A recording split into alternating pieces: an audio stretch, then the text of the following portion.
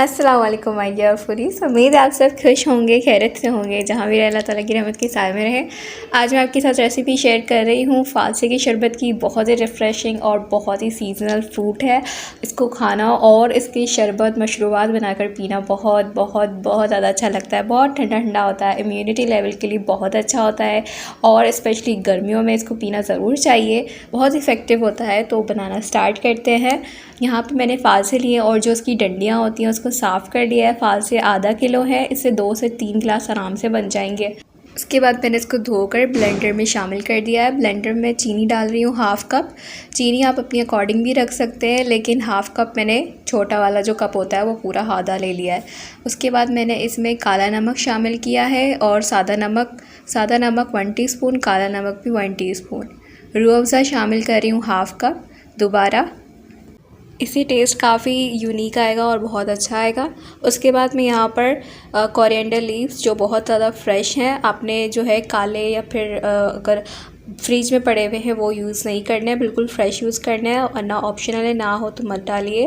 वो 1 चम्मच में तकरीबन उसके डाल दूँगी। और यहाँ पर मैंने एक दरमियाने साइज़ का लीमू लिया था, उसका रस डाल दिया है। चम्मचों में देखें तो 3 टेबल स्पून। उसके बाद 2 गिलास पानी, 2 से 3 गिलास पानी मैंने इसमें शामिल कर दिया। और अब हम इसको अच्छी तरह से ब्लेंड करेंगे, क्योंकि हमने इसमें शुगर पाउडर नहीं शामिल किया, हमने इसमें साबुत शुगर शामिल की है। तो उसको 5 मिनट तक कंटिन्यूसली अच्छे से ब्लेंड करना है। इसको हम अच्छे से उसके बाद स्ट्रेन कर लेंगे। ब्लेंडिंग जो प्रोसेस है वो आपने बहुत अच्छे से करनी है, क्योंकि शुगर जब तक अच्छे से जो इसमें मिक्स नहीं होगी तो फिर टेस्ट नहीं आएगा, खट्टा खट्टा सा लगेगा। और खट्टा मीठा ही बनेगा ये शरबत वैसे, लेकिन शुगर अच्छे से मिक्स हो जाए, इसलिए ब्लेंड आपने बहुत अच्छे से करना है। आइस क्यूब मैंने स्ट्रेन करने से पहले इसमें डाल दी थी, ताकि जैसे जैसे हम स्ट्रेन करते जाएँ तो शरबत जो है वो बर्फ़ की वजह से ठंडा भी होता जाए। अच्छी तरीके से इसको स्ट्रेन कर लेंगे। पानी कम लगे तो थोड़ा सा पानी डाल के और इसको अच्छे से स्ट्रेन कर लें।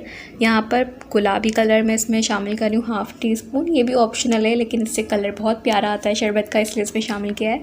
उसके बाद मैं इसमें शामिल करूँगी काली मिर्चों का पाउडर, तकरीबन हाफ़ टी-स्पून। ये भी काफ़ी अच्छा फ्लेवर देती है और शरबत है तो बहुत अच्छी लगती है।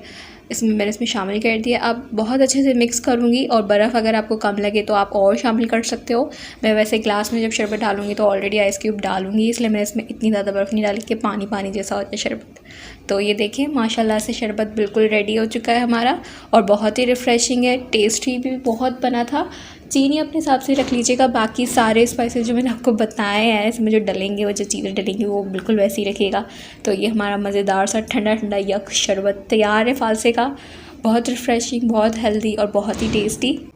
बहुत अच्छा मौसम चल रहा है फालसे का, फालसे बहुत अच्छे आ रहे हैं। इसका फ़ायदा उठाएं, इसके शरबत बनाकर पिए, या फिर आप ऐसे भी फालसे को खा सकते हैं। बहुत ज़्यादा फ़ायदे हैं इसके।